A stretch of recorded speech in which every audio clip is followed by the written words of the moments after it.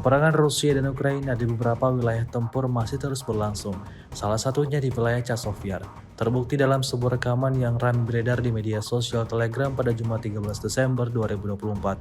Angkatan bersenjata Rusia menyerang dan menghancurkan dua personel militer Ukraina.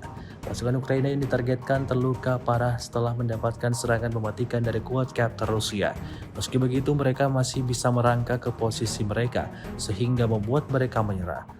Artileri menembak tepat pada titik itu dan menghancurkan semua orang yang ada di dalamnya.